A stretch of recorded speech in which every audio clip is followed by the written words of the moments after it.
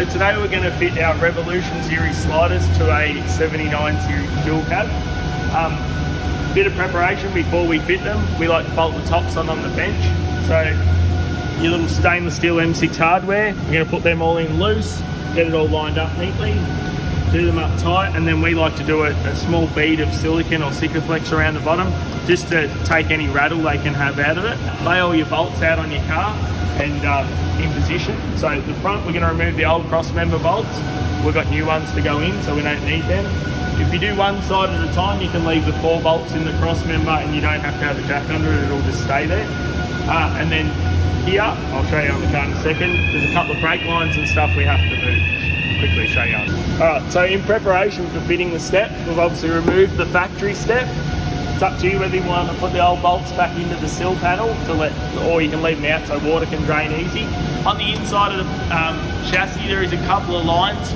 Different years and different models will have slightly different combinations, but basically our 2 feet are going to go around the chassis here. So we back the lines off on the inside, and when you're finished, you can do the bolts back up using a screwdriver to just slightly bend the lines out around the feet so they're not going to chafe. As I said, if you leave the bolts in one side, you can take the bolts out of the other and it'll just hang there without needing a jack on here. As far as putting them on, if you do them at home, you can use a trolley jack on the ground. We're going to use a jack on the hoist just to hold it up into position while you get your bolts in. So from here, we'll put the stepper.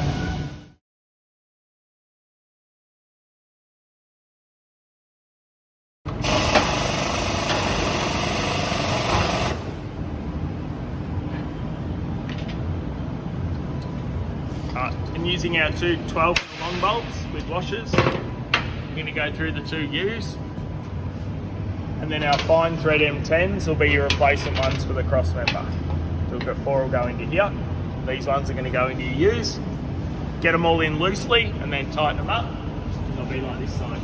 So as I was saying before, where these lines are, I've backed that bolt off, got my U in. Once I'm all done up, you can actually put a screwdriver in here, do your clamp up and just give them a little bit of a bend so that they're not chafing, so they've actually got clearance.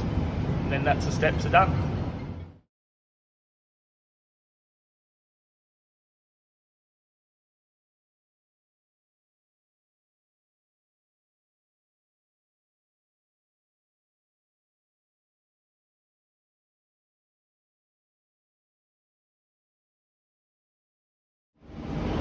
So we've slid the scrub rail on the stub, we just leave that loose. At the front, we'd already fitted the other side, so we're just going to make sure that our heights are the same.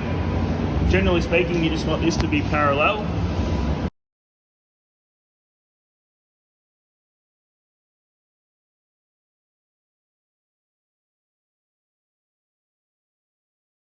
Ideally you have a pipe clamp. This is just one that we've made ourselves, but you can get pipe clamps.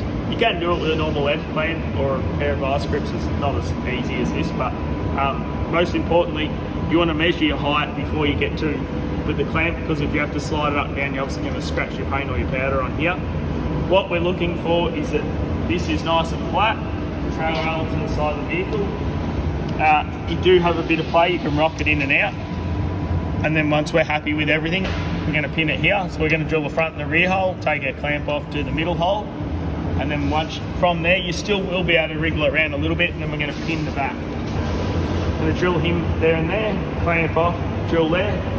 As you can see, we're running slightly in. You'll be able to give it a pull out, get it where you want it, because it's got a bit of play like that. Get it parallel. Once you're all happy with all that, you'll pin it. Now if it's got not one of our front bars, you will have to shorten this up because we leave it quite long. So most of the aftermarket bars will wrap around the corner. You can trim it to length.